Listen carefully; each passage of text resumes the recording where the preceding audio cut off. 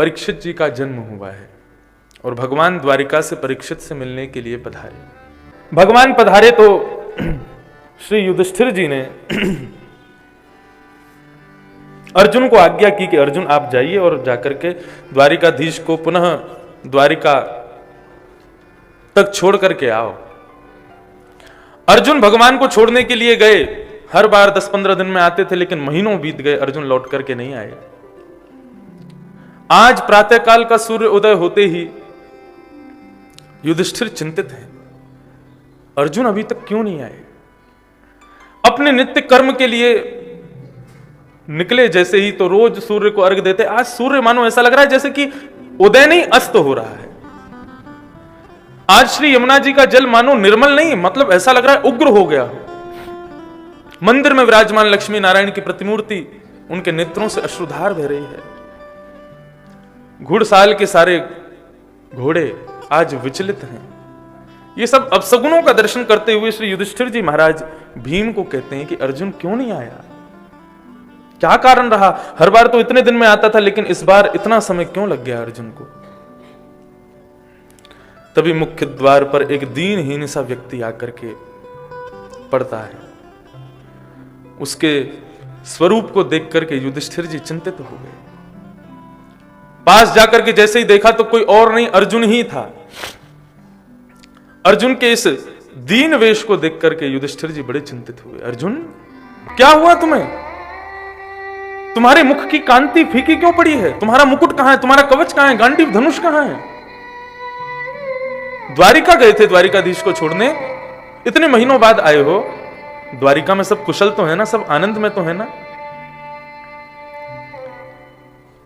देवकी कैसी है, वसुदेव कैसे हैं, रुक्मणी कैसी है, सबका हालचाल युधिष्ठिर पूछ रहे हैं। लेकिन अर्जुन मानो जैसे कोई अचेत अवस्था में होता है, ना मुस्कुराना, ना हंसना, ना रोना, बस एक तरफ देख करके बस लेटा हुआ है। युधिष्ठिर जी महाराज ने जब कृष्ण का परिचय पूछा, कृष्ण के विषय में पूछा, द्वारिकाधीश कैसे हैं अर्जुन। ये द्वारिकाधीश शब्द सुनते ही अर्जुन के नेत्र बंद हो गए, शरीर कंपायमान हो गया, रुदन करने लगा अर्जुन।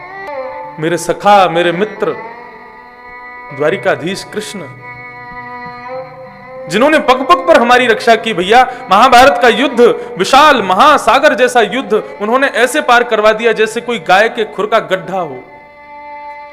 ऐसे हमारे परम सुहृद द्वारिकाधीश कृष्ण अपनी लीला पूरी करके अपने धाम को प्रस्थान कर गए, हमें अकेला छोड़ गए। युधिष्ठिर ने जैसे ही सुना कि द्वारिकाधीश कृष्ण अपनी लीला पूरी करके चले गए, उसी समय मौन हो गए। आज अर्जुन एक एक उपकार याद कर रहा है भगवान का। कितने उपकार थे उनके हमारे ऊपर। लाक्षा भवन में जलने से उन्होंने बचाया, भृगु ऋषि के क्रोध से उन्होंने बचाया, महाभारत युद्ध में बड़ी बड़ी तिमिंगल मछलियां जो हमको निगलने को बैठी थी, उनसे हमको बचाया। प्रत्येक परिस्थिति में हमारे साथ खड़े रहे द्वारिकाधीश, वे आज अपनी लीला पूरी करके चले गए। आज युधिष्ठिर, भीम आदि सबको ग्लानि हो रही है अपने ऊपर। मानव अपकार करने में पीछे नहीं रहता, उपकार करने में 2 कदम पीछे ही रखता है। किसी की अवहेलना करनी हो तो जरा भी संकोच नहीं करता, लेकिन किसी का सम्मान, किसी के लिए 2 प्रेम के शब्द कहने हो तो उसमें उसको बड़ा संकोच होता है।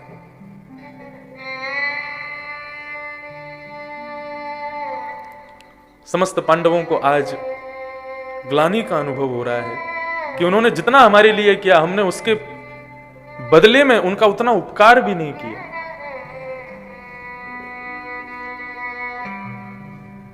भगवान कृष्ण नहीं है तो हम रह करके भी क्या करेंगे। समस्त पांडवों ने अपने कुल के दीपक परीक्षित, जो कि दूर खेल रहे थे, नन्हे बालक हैं, उनको बुला करके राज सिंहासन पर बिठा दिया। ब्राह्मणों के द्वारा राज तिलक करवा दिया और ब्राह्मणों को ही कहा कि आपके निर्देशानुसार ये बालक राज्यपात संभालेगा, आप देखते रहिएगा। और समस्त पांडव राजकीय वस्त्र त्याग करके, वडकल वेश धारण करके वन को प्रस्थान कर गए। मैंने कल भी, शायद कल या परसों के प्रसंग में यह बात कही थी ये पंच पांडव हम सबके जीवन में विद्यमान हैं, लेकिन पांडव युद्ध तब जीतेंगे जब साथ में कृष्ण और द्रौपदी दोनों हैं। हमारे पास पांडव तो हैं, लेकिन द्रौपदी रूपी दया और कृष्ण रूपी ज्ञान हमारे पास नहीं है। इसीलिए महाभारत का युद्ध हार जाते हैं हम लोग। समस्त पांडव स्वर्गारोहण को प्रस्थान कर गए। ऐसे भगवान के अति प्रिय पांडवों को हम प्रणाम करते हैं। परीक्षित अब राजा हैं। धीरे धीरे बड़े हुए, ब्राह्मणों के आदेशानुसार अपने राजपाट को संभालने लगे। कलयुग प्रारंभ हो चुका था। परीक्षित का ब्याह हुआ, जन्मेजय आदि कुछ पुत्र हुए, और परीक्षित अपने एक छत्र सम्राट के पदवी को खूब अच्छे से निर्वहन कर रहे हैं। एक दिन परीक्षित विचरण करने जाते हैं, अपने पूरे नगर में घूम करके आते हैं, कहीं कोई दुखी तो नहीं है।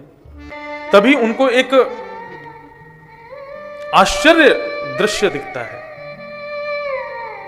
एक वृषभ, एक बैल अपने एक पैर से खड़ा है, और एक काला काला व्यक्ति जो उसके 3 पैर काट चुका है, वो उसके एक बचे हुए पैर को काटने का प्रयास कर रहा है। एक गऊ सामने खड़ी हुई रुदन कर रही है। इस दृश्य को देखकर के परीक्षित अचंभित हो गए। मेरे राज्य में हिंसा! तलवार निकाल करके आक्रमण करने के लिए जैसे ही आगे बढ़े, इतने में ही उस काले व्यक्ति ने चरण पकड़ लिए। ये कोई और नहीं है, ये कलयुग ही है। ये कलयुग ही है। शरण में आए हुए को मारना नहीं चाहिए, ऐसा हमारे पूर्वजों ने कहा है। उस बात को मान करके कलयुग को छोड़ दिया। वृषभ, धर्म और परीक्षित दोनों का संवाद हुआ। दुख के 4 कारण बताए गए धर्म के द्वारा। ये दुख के 4 कारण कौन कौन से हैं? दुख का प्रथम कारण काल, दूसरा कारण कर्म, तीसरा कारण काल कर्म स्वभाव और ईर्ष्या। ये दुख के 4 कारण हैं। कर्म से मनुष्य दुखी होता है, और कई बार काल के कारण भी उसको दुख देखने पड़ते हैं। काल मतलब अब ये कोरोना काल आया, हम लोगों ने कुछ बिगाड़ा तो था नहीं कोरोना का, फिर भी सबके ऊपर आया, सबको उसका कष्ट सहना पड़ा। तो काल का दुख, कर्म का दुख, जैसा हम करेंगे वो भोगना ही पड़ेगा, चाहे वो कितना भी खराब किया हो। आप कितने भी श्रेष्ठ क्यों ना हो, लेकिन यदि आपने कर्म खराब किया है तो भोगना तो पड़ेगा। काल, कर्म और तीसरा है स्वभाव। कई लोग स्वभाव से ही दुखी होते हैं, उनके स्वभाव में ही दुख व्याप्त होता है। छोटी सी चीज भी बिगड़ जाए, अनुकूलता यदि प्राप्त ना हो, तुरंत दुखी हो जाते हैं। नहीं, प्रत्येक परिस्थिति को भगवत कृपा समझ करके, और उस परिस्थिति में भी भगवत भाव समझ करके ही रहना चाहिए। यदि प्रतिकूल भी है तो भी भगवान की कृपा है, तो भी भगवत कृपा है। स्वभाव से दुखी नहीं। तो कर्म, काल, स्वभाव और चौथा है ईर्ष्या, दूसरे का सुख, वो दुखी करता है। ये 4 प्रकार के दुखों के विषय में बात वृषभ और धर्म और परीक्षित के मध्य हुई। वास्तव में धर्म कहते हैं कि परीक्षित, मानव को दुख कौन देता है ये मानव स्वयं नहीं जानता है।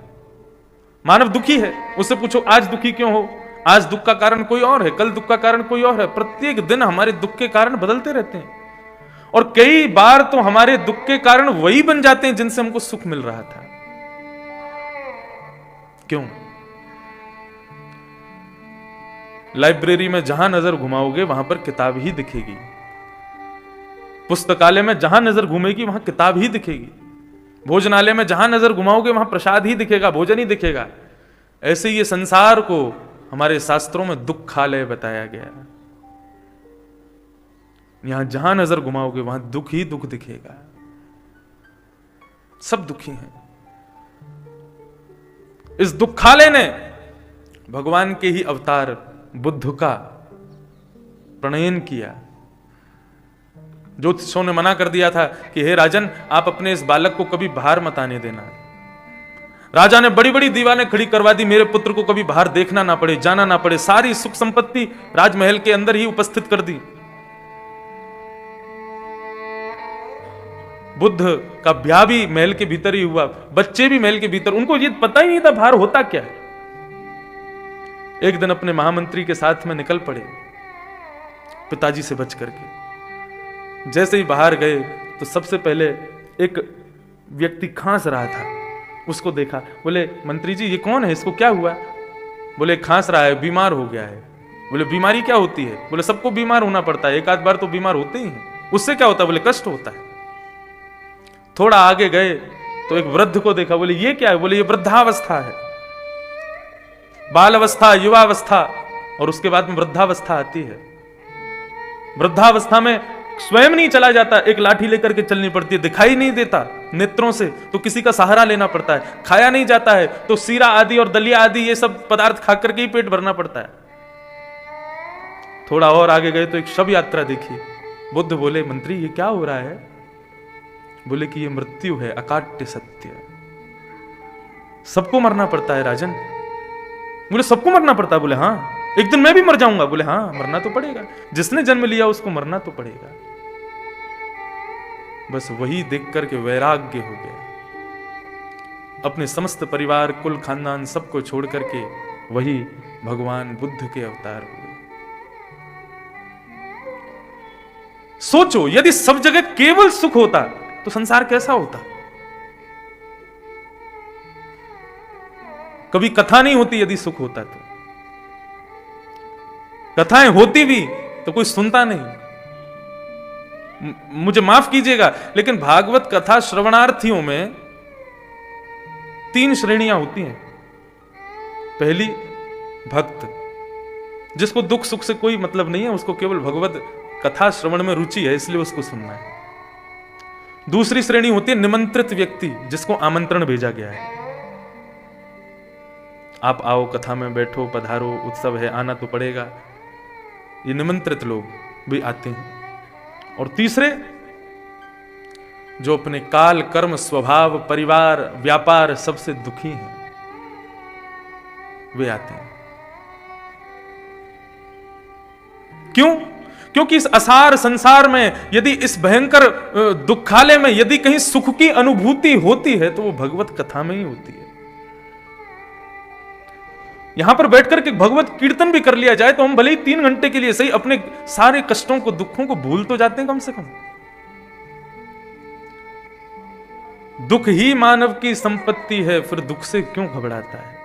यदि दुख ना होता, सब जगह केवल सुख होता तो मानव कर्मनिष्ठ नहीं होता, सब आलसी होते, हम आप सब लोग।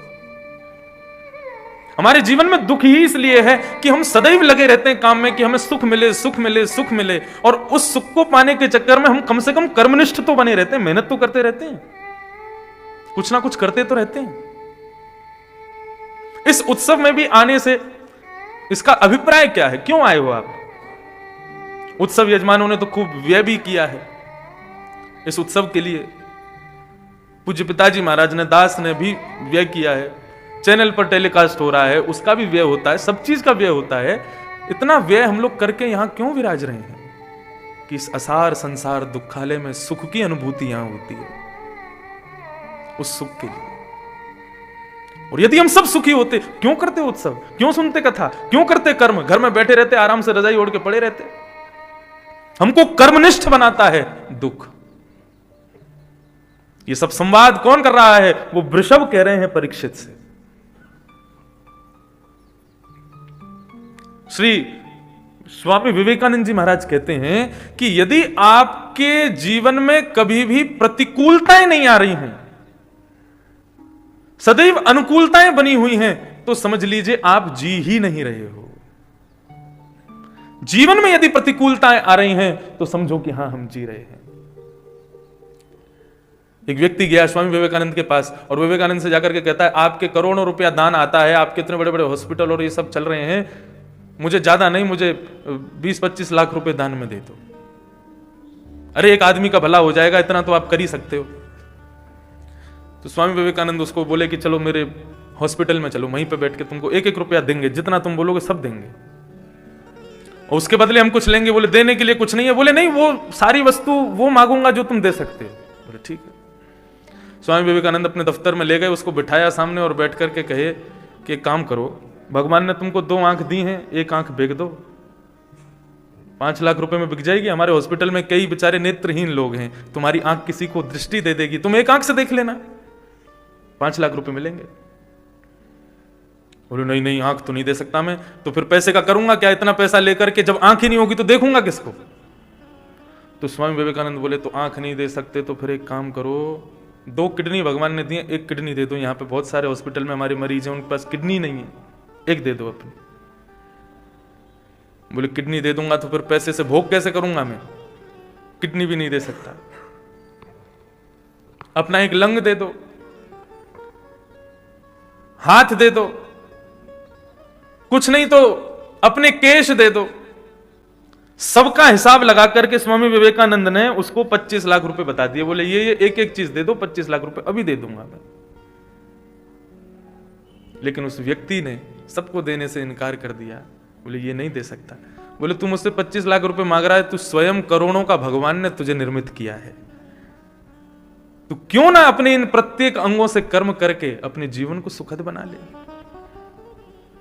स्वामी विवेकानंद की वो बात सुनकर के उस आदमी को प्रसन्नता हुई, प्रणाम करके तुरंत कर्मनिष्ठ हो गया।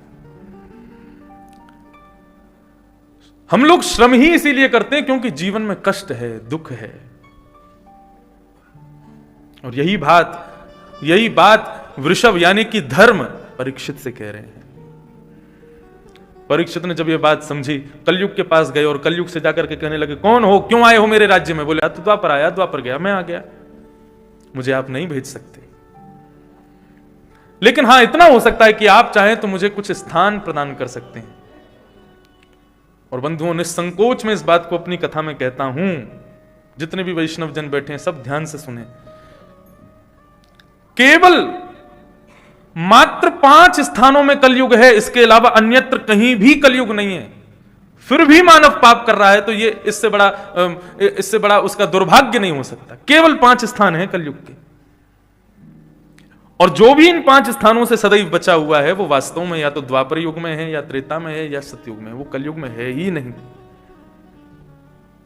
ये 5 स्थान कौन कौन से हैं? द्यूतम पानम स्त्रिय सूना, पहले 4 स्थान दिए। पहला है जुआ, द्यूतम, दूसरा है पानम, तीसरा है परस्त्री संग, और चौथा है हिंसा। प्रथम द्यूतम, जुआ। किसी खेल को खेलने के लिए आप यदि शर्त लगाते हो, ये शर्त जो है ये भी जुआ है। लगी 500 की शर्त, ये शर्त क्या है? ये भी एक जुआ है। शर्त लगा लो, वस्तुओं की लगा लो, गुलाब जामुन खिलाने की लगा लो, रसगुल्ला खवावे की लगा लो, ढोकला खिलाने की लगा लो, पैसे की मत लगाओ। आज रात के भोजन की लगा लो, ऐसे शर्त ठीक हैं, लेकिन ये धन का नहीं होना चाहिए। धन स्वयं लक्ष्मी है, और आप लक्ष्मी की ऐसे इस प्रकार बाजी नहीं लगा सकते, इस प्रकार उसको जुए के रूप में प्रयोग नहीं कर सकते। श्रीमद् भागवत में ऐल गीत आता है। जब सप्त गीत पर कथा की थी तब मैंने ऐल गीत कहा था, और ऐल गीत से पहले भिक्षुक गीत आता है। उस भिक्षुक गीत में यही भाव बताया कि जो व्यक्ति अपने धन का 2 प्रकार से, या तो व्यय बिल्कुल ना करता हो, बिल्कुल खर्च ना करता हो, और दूसरा बताया जो गलत स्थानों पर खर्च करता हो, ऐसे व्यक्ति के 5 देव रुष्ट हो जाते हैं, 5 देवता उससे नाराज हो जाते हैं। सूर्य, गणपति, देवी, विष्णु और शिव, ये 5 देव उससे रुष्ट हो जाते हैं, नाराज हो जाते हैं। 2 प्रकार के लोगों से, एक तो अति कंजूस जो धन निकालते ही नहीं है अपने जेब से, उनसे भी, और एक उनसे जो केवल धन का प्रयोग केवल अपने व्यय के, अपने भोग के लिए करते हैं। जुआ खेलेंगे, मदिरा पिएंगे, उल्टे सीधे काम करेंगे, और सब दुनिया भर के नशा पत्ती आदि करने वाले लोगों के 5 देव रुष्ट हो जाते हैं, जो लक्ष्मी का व्यय गलत तरीके से करते हैं। तो द्यूतम पाप है।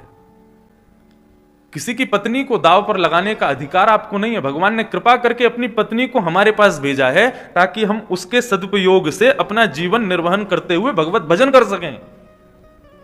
लेकिन यदि उस लक्ष्मी का किसी ने दुरुपयोग किया, मैं तो कहता हूं कि मानव के भीतर जितने भी गुण हैं समस्त सब लक्ष्मी के स्वरूप हैं। किसी के पास कंठ है, हमारे प्रेम जी बहुत सुंदर गाते हैं, कंठ है, उनकी कंठ ही लक्ष्मी है, क्योंकि उनका कंठ ही उनके पूरे परिवार को चला रहा है। हमारे तबला वाले भैया, वो बढ़िया, उनके हाथों में ही लक्ष्मी बैठी है, वो तबला बजाते हैं, उसी से ही लक्ष्मी आती है। मेरी वाणी में लक्ष्मी बैठी है, तो हमारे गुण ही लक्ष्मी हैं। उस लक्ष्मी का असद स्थान पर व्यय मत करो।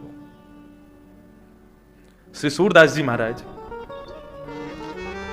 बचपन से ही सूरदास थे, नेत्रहीन थे, लेकिन उनके अंदर एक गुण था। उनसे कभी कोई पूछता था, सूरदास जी से कुछ भी पूछता था तो भविष्य कथन कर देते थे।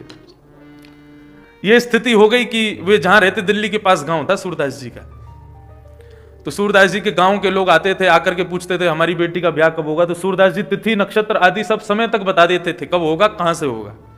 ये उनका गुण था, छोटे से थे तभी। अब तो ये स्थिति हो गई, गांव के लोग भीड़ लगा के खड़े हो जाते, भैया हमारी भैंस खो गई है, कहां मिलेगी, हमारी बकरी खो गई है, भैंस दूध ना दे रही। तो सूरदास जी बड़े परेशान हो गए। लेकिन उनके पिताजी को लगता था ये अच्छा है, सूरदास कम से कम कोई काम तो करता नहीं, किसी काम का है नहीं, एक कोने में पड़ा रहता है, तो इसके इस भाव को क्यों ना हम व्यय करें, एक राशि रख देंगे, इतनी राशि दो, तब सूरदास जी बताएंगे। जब ये भाव सूरदास जी को पता चला तो सूरदास जी बड़े दुखी हो गए। बोले पिताजी, मेरे अंदर कोई गुण है तो जरूरी थोड़ी उस गुण का मैं व्यय करूंगा, उसको खर्च करूंगा, और उस संसार के लिए जो असार है मैं अपने गुण का व्यय करूंगा, लेकिन अपने प्रियतम के लिए करूंगा, अपने ठाकुर के लिए करूंगा, इस संसार के लिए नहीं करूंगा। मेरे अंदर यह गुण है, जन्म से है, तो ठाकुर जी हमें जो भी गुण से संपन्न करते हैं, सावधानी से सुनिएगा, ठाकुर जी ने हमें जिस भी गुण से संपन्न किया है, उस गुण से ठाकुर जी अपनी सेवा करवाना चाहते हैं, इसलिए हमें संपन्न किया है। मुझे वाणी दी है तो वाणी इसलिए दी है ताकि मैं उनकी सेवा कर सकूं। आपको नृत्य करना आता है तो वो नृत्य करने की सेवा ठाकुर जी ने इसलिए दी है ताकि उनके सन्मुख नृत्य कर सकूं। कोई भी कला, कोई भी गुण ठाकुर जी ने आपको दिया है, संसार के लिए उसका व्यय कर रहे हो, अब तक किया है तो ठीक है, लेकिन कल से उसका व्यय ठाकुर जी के लिए करना शुरू कर दो, क्योंकि प्रत्येक गुण वे अपनी सेवा के लिए आपको देते हैं। आपको भोजन पकाने में, भोजन आप बहुत स्वादिष्ट बनाते हैं, संसार के लिए बनाते हैं, दुनिया के लिए बनाते हैं, पति पत्नी बच्चे सबके लिए बनाते हैं, केवल लाल जी के लिए। कल हमारा 56 भोग आया, वो साधारण नहीं था। यहां से वो छोटा टेम्पो होता है, क्या बोलते हैं उसको, छोटा हाथी, वो गया गोवर्धन। 3 दिन में मुंह पर कपड़ा लगा करके गोवर्धन के मुखियाओं ने बिल्कुल शुद्धता से, स्वच्छता से उस 56 भोग को तैयार किया। तो मुझे बता रहे, जब वो गाड़ी वहां पहुंची उसको सामान पूरा 56 भोग लेने, तो पूरी गाड़ी को उन्होंने धोया, धो करके गाड़ी में सातिया काढ़ा, हल्दी छिड़का, उसके बाद में ठाकुर जी का आवाहन करके उस गाड़ी की पूजा की, तब उसमें 56 भोग रखवा करके यहां भेजा। श्री गिरधर लाल जी के भोग के लिए जा रहा है। अपने प्रत्येक गुण को ठाकुर जी की सेवा में प्रस्तुत करने का प्रयास करो। श्री कुम्मन दास जी महाराज एक बार राग भैरव अलाप रहे थे, मुझे बड़ी बढ़िया लगती है कथा। भैरव गा रहे थे, भैरव गाते गाते इतने में ही पीछे से फतेहपुर सीकरी का राजा वहां से निकल रहा था। जैसे ही भैरव राग सुना तो भैरव राग सुनकर के इतने आनंदित हो गए, बोले वाह वाह वाह वाह वाह, कौन गा रहा है? कुम्मनदास जी बोले ये वाहवाही कौन कर रहा है? तो किसी सैनिक ने बताया, बोले कि फतेहपुर सीकरी के राजा वाहवाही कर रहे हैं आपके स्वर को सुनकर के। कुम्मनदास जी के सामने राग मालाएं रखी थी, विविध विविध राग उसमें लिखे हुए थे, उनकी सब आरोह अवरोह सब लिखे हुए थे। तो भैरव राग का पन्ना फाड़ दिया, बोले जिस राग को अपने ठाकुर जी को रिझाने के लिए गाता हूं, उस राग पर ये राजा वाहवाही कर रहा है, नहीं गाऊंगा आज के बाद इस राग को, गाना ही नहीं है। लेकिन राजा के कानों को ऐसा चस्का लगा उनके स्वर का, रोज पालकी भेजते हैं, रोज लोगों को भेजते हैं। बोले उनको एक बार मेरे दरबार में ले आओ, अपने मित्रों के सम्मुख उनके गायन को प्रस्तुत करते, मेरी गरिमा बढ़ेगी, उनके स्वर को सुनकर के मेरे मित्र प्रसन्न हो जाएंगे। लेकिन कुम्मन दास जी महाराज रोज टाल देते। कुम्मन दास जी ज्यादा धनाढ्य परिवार से नहीं थे। ऐसा बताते हैं कि वे जब अपना स्वरूप तिलक बनाते थे तो वो बनाने के लिए भी एक परात में जल भरते थे और उस जल में अपना मुख देख करके तब तिलक आदि स्वरूप बनाते थे। बिस्तर नहीं थे घर में तो झाड़ फूस के ही बिस्तर बना करके उस पर बैठते थे। ऐसे कुम्मन दास जी, और उनको धन की तो आवश्यकता, पूरा परिवार पीछे पड़ गया। बोले जाते क्यों नहीं हो, राजा स्वयं मुख करके आपको बुलाता है। कुम्मन दास जी बोले अब की बार आने तो अब की बार चले जाएंगे। अब की बार राजा के सब दूत आए, बोले महाराज आपको बुला रहे हैं, आप चलो। बोले हाँ आज चलेंगे। बोले आपके लिए पालकी भेजी है, बैलगाड़ी भेजी है, इसमें बैठ के चलो। बोले नहीं पैदल जाएंगे हम। पैदल फतेहपुर सीकरी गए, आगरा के पास। सुबह के चले, शाम को पहुंचे। शाम को जैसे ही राजा के दरबार में प्रस्तुत हुए, चारों तरफ राजा के मित्र बैठे हैं। क्या सुनना है राजा बताइए। राजा ने कहा कि हमें भैरव राग सुनना है, जो आप उस दिन आलाप रहे थे वही सुनाइए। बोले वैसे तो मैंने ठाकुर जी की सेवा में भैरव राग गाना बंद कर दिया। भैरव सुबह सुबह का राग होता है। जो लोग सुबह मंगला में आते हैं तो मंगला करने के बाद में यहां पर ठाकुर जी को भैरव गा करके उठाया जाता है। ठाकुर जी को राग समय अनुसार सुनाने चाहिए। इसके पीछे भी कथाएं हैं। श्रीनाथ जी का एक द्वारपाल था, उसने सवेरे भैरव राग सुन लिया, गुसाई जी गाते हैं। उसको इतना अच्छा लगा कि रात्रि में जब ठाकुर जी को शयन करा के गुसाई जी चले गए तो वो रात भर भैरव गाता था। रात भर उसके भैरव को सुन के भीतर बैठे हुए ठाकुर जी उठ जाते। और भैरव राग का मतलब ही यही है, ठाकुर जी का अलाराम है वो। उसको सुन के ठाकुर जी कितनी भी गहरी नींद में हो उठ जाते हैं। तो अब वो भैरव गा रहा था, ठाकुर जी बैठे बैठे जैसी झोंका आवे इतने में ही वो कोई तान छेड़ दे भैरव की, फिर ठाकुर जी उठ जाए। मोहन जागिए बलि जई है, लाला जागी रे बल जई।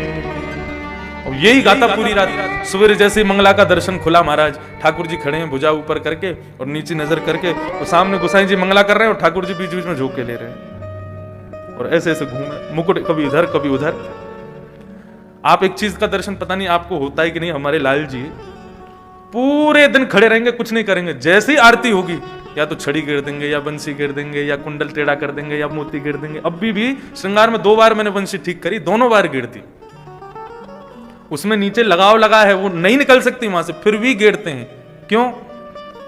अब इसका भाव देखो आप लोग, अन्यथा मत समझना। ठाकुर जी तो सो रहे हैं लेकिन अर्चक की नींद पूरी नहीं है, इसलिए ठाकुर जी को नींद आ रही है।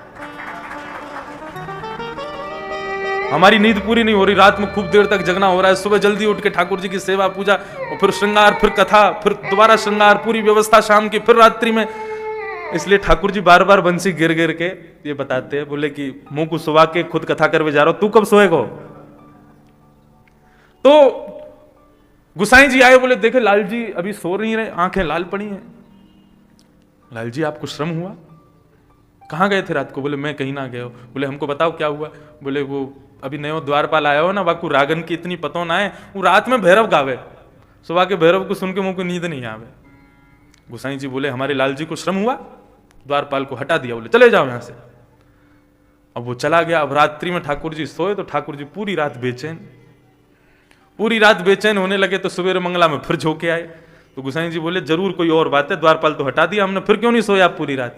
बोले अब हमारा नियम बदल गया है, अब हमको भैरव सुन के ही नींद आती है, अब उसी को बुलवाओ वापस। तो ठाकुर जी बड़े प्रेमी हैं रागों के। तो भैरव राग प्रातःकाल का राग है और रात्रि का राग बिहाग, सोरठ, ये सब रात्रि के राग हैं। हम गाते हैं ना, गोवर्धन की रही है तलती, ये सुबह भी गा दिया ना तो ठाकुर जी के नेत्र बंद हो जाएंगे, उनको नींद आ जाएगी। ऐसा राग है। तो कुम्मन दास जी महाराज उस राजा के दरबार में पहुंचे। राजा ने कहा भैरव सुनाओ।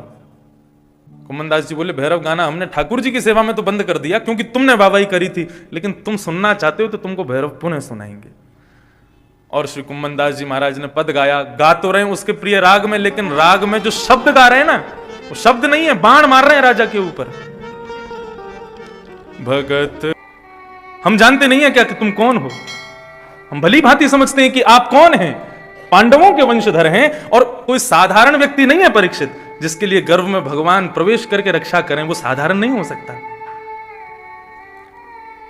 लेकिन शुकाचार्य जी उस भाव को समझ गए। बोले तुम अपने लिए ये प्रश्न नहीं कर रहे हो, कृतो लोक हितम नृप। अरे तुम तो एक राजा हो, एक छत्र सम्राट हो, तुम्हारी मृत्यु की खबर सुन के, श्राप की खबर सुन के हजारों संत तुम्हारे सामने समुपस्थित हो गए, लेकिन तुमने प्रश्न इसलिए किया कि आने वाले कलयुग में किसी साधारण व्यक्ति की वो स्थिति हुई जो मेरी है, तो उसके अंतकाल में इतने संत दर्शन देने नहीं आएंगे, तो उनके लिए मैं पूछ लेता हूं कि वे अंतकाल में क्या करें। पूज्य महाराज जी की कथा में श्रवण करता हूं, हर बार कुछ ना कुछ। महाराज जी तो पूरी कथा ही एक प्रसाद के रूप में परोसते हैं, लेकिन आपकी कथा में एक भाव इतना सुंदर श्रवण किया। यही इसी द्वितीय स्कंद में लिखा है, अंते नारायण स्मृति योगी नाम नृप निर्णीतम। योगियों ने सबने निर्णय लेकर के निकाला कि जिसको मुक्ति चाहिए वो क्या करे, अपने अंतिम समय में भगवत स्मरण कर ले। लोग सोचते हैं अभी तो जीवन बहुत है, हम कर लेंगे, अभी तो आयु बहुत है, हम कर लेंगे। महाराज जी आज की स्थिति ऐसी हो गई है कि लोग भक्ति, भागवत, कथा, प्रसंग आदि भजन की इन समस्त सेवाओं को केवल वृद्धता के लिए छोड़ के रखते हैं। लेकिन सावधानी से सुनिए, यहां जो युवा बैठे हैं वो भी और जो वृद्ध बैठे हैं वो भी, हमारी बात को अन्यथा ना लेकर के बुरा मत मानना। लेकिन वृद्धता में भगवत मतलब प्रारंभ से नहीं किया, वृद्धता में शुरू किया, तो वो उसी प्रकार है कि हमारे घर कोई मेहमान आए और हमने उनको 5 दिन बासी माला पहना दी, 2 दिन पुराना भोजन उनके सामने परोस दिया। अब बताओ वो उस मेहमान की खातिरदारी होगी कि उसका अपमान होगा? वे भले ही आपके प्रेम भाव से उसको स्वीकृत कर लें, उसको स्वीकार कर लें, लेकिन उनको सुख की प्राप्ति नहीं होगी। लेकिन कोई अपनी बगिया के सुंदर पुष्पों को तोड़ करके और सुंदर उसकी माला बना करके अपने हाथों से सिद्ध करे। कई बार कई जगह ऐसा जाना होता है, छोटे छोटे बालक माला, जैसे ये तो है अब एक माली के द्वारा बनाई गई माला, सुंदर माला, बिल्कुल व्यवस्थित माला। कई घरों में जाते हैं अव्यवस्थित माला होती है, लेकिन वे कहते हैं हमने अभी बगीचे से तोड़ के बनाई है, उसको पहनने में ज्यादा सुख मिलता है कि अभी अभी बगीचे से आई है। ऐसे ही हमारे श्री राधा रमन लाल, श्री गिरधर लाल के सामने कोई नवांकुर बालक जब भक्त वृंद बन के जाता है तो ठाकुर जी उसको अंगीकार करते हैं, स्वीकार करते हैं, उससे आनंदित हो जाते हैं, प्रफुल्लित हो जाते हैं। भक्ति बचपन का नहीं, बचपन का विषय है, बचपन से करो। श्री प्रहलाद जी महाराज कहते हैं, कौमाराचरेत प्राज्ञो धर्मान भागवतान। समस्त राक्षस बालकों को प्रहलाद जी महाराज ज्ञान उपदेश करते हुए कहते हैं कि भैया भक्ति, ये भागवत धर्म, ये कुमार अवस्था का विषय है। कौमार आचरित प्राज्ञो, इसको आचरण में कब से लाओ? बोले कुमार अवस्था से ही लाओ। जीवन की सार्थकता यही है कि हम जब तक जीवित हैं अपने जीवन में इतना भजन कर लें कि मृत्यु से पूर्व जीते जी भगवत दर्शन हो जाए। मुक्ति और भक्ति में केवल इतना ही भेद। मुक्ति का मतलब भगवत दर्शन संसार के परित्याग के बाद, और भक्ति का मतलब जब तक जीवित हैं अपने नेत्रों के आगे ही श्री राधा रमन लाल जी के चलते फिरते दर्शन हो जाए। और श्री शुकाचार्य जी महाराज अभी वही प्रयास करेंगे कि परीक्षित मुक्ति नहीं भक्ति मांगे। तुमने लोकहित के लिए प्रश्न किया है कि आने वाले समय में लोगों के लिए इतनी सुलभता नहीं होगी संतों की, किसी की मृत्यु की खबर सुन के वहां इतने संत इकट्ठे नहीं होंगे, इसलिए तुम मुझसे पूछ रहे हो ताकि वो लोग वो उपाय तुम्हारे द्वारा सुन लें और जब उनकी ऐसी स्थिति बने तो वो उपाय वो कर लें। यही उद्देश्य है तुम्हारा। लेकिन तुमने मुक्ति के बारे में पूछा है तो मुक्ति के सद्यो मुक्ति, क्रम मुक्ति आदि सब द्वितीय स्कंद में सब बताए गए। मुक्ति के अनेक प्रकार, अनेक प्रकरण श्री शुकाचार्य जी महाराज के द्वारा बताए गए।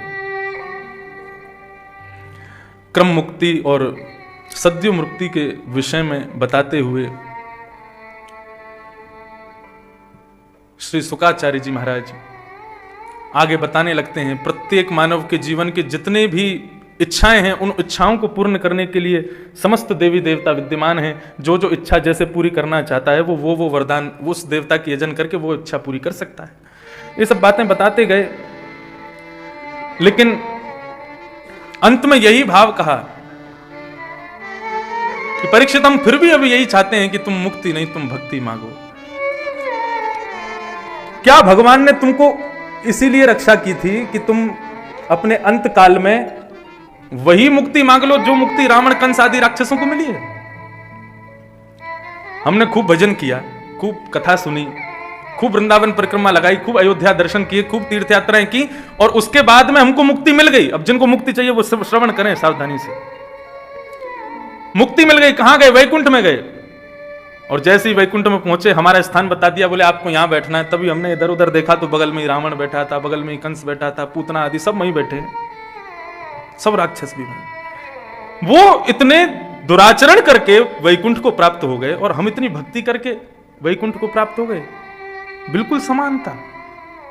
उनको वैकुंठ क्यों मिला? क्योंकि भगवत दर्शन करते हुए उन्होंने अपने प्राणों का परित्राण किया।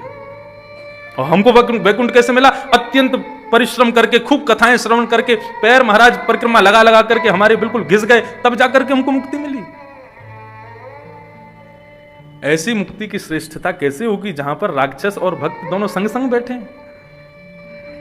हमारी मुक्ति की श्रेष्ठता तो वास्तविकता तब होगी, भागवत का मूल सिद्धांत यही है कि मुक्त होकर के भगवत दर्शन के लिए वैकुंठ जाना श्रेष्ठ नहीं है। श्रीमद् भागवत का आश्रय लेकर के वैकुंठ पति को इस धराधाम पर अवतरित कर देना, यह भागवत का मूल